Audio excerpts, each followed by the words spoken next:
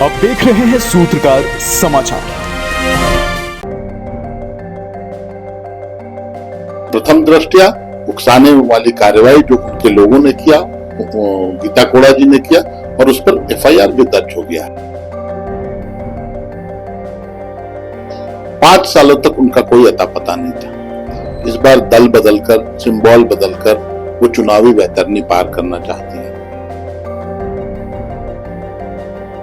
नमस्कार, मैं प्रेरणा चौरसिया, आप देख रहे हैं सूत्रकार समाचार। गीता कोड़ा पे हमले के मामले को लेकर के काफी आक्रोश नजर आ रहा है। ऐसे में हमारे साथ बात करने के लिए झामुमो नेता मनोज पांडे मौजूद हैं।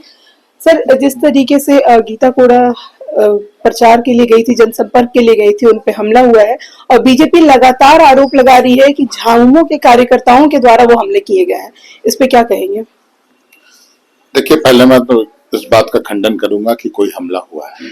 कहीं से कोई हमला नहीं हुआ है। ग्रामीणों के विरोध का सामना करना पड़ा है। ग्रामीणों का विरोध किस लिए था, जो सामने दिखता है, जो हम लोगों को पता चला। 5 साल सांसद रही, उसी गांव के ग्रामीणों के वोट से सांसद बनी, उनका भी बहुत योगदान था। 5 सालों तक उनका कोई अता पता नहीं था। इस बार दल बदलकर, सिंबल बदलकर वो चुनावी वैतरनी पार करना चाहती हैं। वो गांव में गई, गांव में काफी नाराजगी थी। गांव वालों ने उनसे पूछा कि 5 सालों तक आप कहाँ थे, आपने कोई काम नहीं किया गांव का, पूरे क्षेत्र में आप कहीं नहीं थे।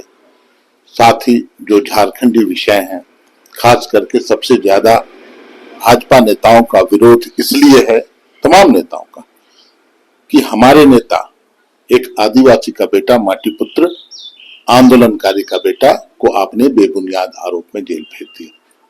जिसको राजनीतिक रूप से आप परास्त नहीं कर पाते हैं, उनके साथ आप इस तरह का व्यवहार करते हैं। उस पर आप मौन है, आप समर्थन कर रही हैं उस पार्टी को। और इसी बीच में उनके साथ जो लोग भी थे, स्पष्ट रूप से वीडियो है हम लोगों के सामने, उन लोगों ने धक्का मुक्की किया, गाली गलौज की, महिलाओं को अपमानित किया।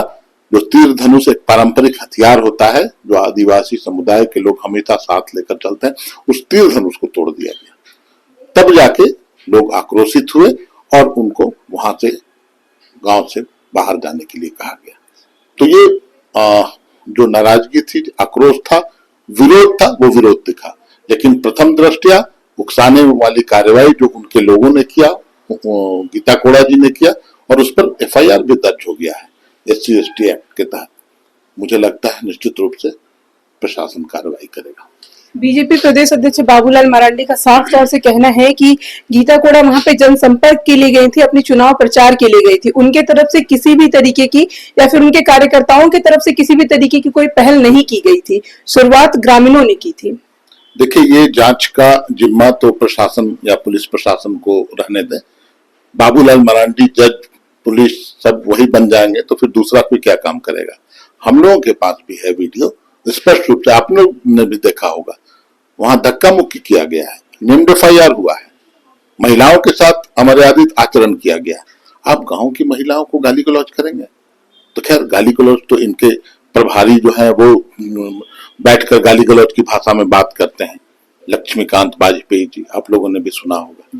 तो यही संस्कार उन लोगों ने सिखाया है अपने लोगों को। लेकिन यहाँ रॉन्ग नंबर डायल कर देते हैं ये लोग। झारखंड में आकर झारखंडियों को, वो भी आदिवासी को गाली गलौज करना, तो वो तो विरोध तो झेलना पड़ेगा। गीता कोड़ा जी का भी आरोप है कि जब उन्होंने जिस तरीके के मुद्दे वो अभी उठा रही हैं, वो पिछली सरकार में भी रह करके उस तरीके के मुद्दे उन्होंने उठाए थे, लेकिन वो नहीं पूरे हुए हैं। और अब जब वो लोगों के बीच जा रही हैं, तो लोग उन्हें पहले के काम नहीं होने के कारण उनका विरोध कर रहे हैं। नहीं, विरोध है।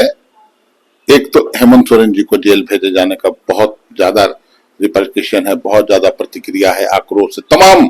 मैं वहां की बात नहीं कर रहा, पूरे झारखंड की बात कर रहा हूँ। और वहां तो गीता कोड़ा और बाबूलाल मरांडी जी झामुमो पर आरोप लगा देते हैं। बीडी राम को पलामू में गांव से खदेड़ दिया गया, वहां झामुमो कार्यकर्ता ने खदेड़ा क्या? सीता सोरेन जी का वही हाल है दुमका में। संजय सेठ को यहाँ पर खदेड़ दिया गया, उनको गांव से बाहर किया गया। तो इस तरह की जो घटनाएं हो रही हैं, उसके तह तक जाने की जरूरत है कि भाई आक्रोश कहाँ है। आप जनभावनाओं को आपने देखा होगा सरूल के भव्य शोभा यात्रा में, जो यहाँ के जनमानस है, जिसके अंदर में आक्रोश है, वो प्रस्फुटित हुआ था, वो दिखा था। लेकिन ये लोग समझने को तैयार नहीं है। आज गांवों में लोग पूछते हैं इनसे, गीता कोड़ा जी से भी पूछा गया कि आदिवासी धर्म कोड के बारे में आपका क्या स्टैंड है, तो उस पर गोलमोल जवाब देती हैं। वैसे दल से आप आ गए जो दल पर आरोप है कि वो आदिवासी विरोधी है, झारखंडी विरोधी है, तो विरोध का सामना तो करना पड़ेगा, आपको सवाल का जवाब देना चाहिए। तो आप उल्टे वहां दुर्व्यवहार करती हैं। मुझे लगता है अविलंब गीता कोड़ा जी माफी मांगे वहां के ग्रामीणों से, नहीं तो ये ग्रामीण, ये आदिवासी, ये झारखंडी शिबू सोरेन और बिरसा मुंडा को मानने वाले लोग हैं, इतना आसानी से आप उन्हें दबा नहीं देंगे, कुचल नहीं देंगे उन लोगों को। और उनके साथ जो भी लोग थे सब उत्तर प्रदेश और दूसरे राज्यों के थे, और वो गाली गलौज की बात कर रहे थे। बर्दाश्त करेगा झारखंड का आदमी? इसलिए इनको सचेत रहना चाहिए और यहाँ के लोगों के साथ तमीज से पेश आइए, और जो गलती उन्होंने की है उसके लिए वो माफी मांग ले। मैं तो यही सलाह दूंगा।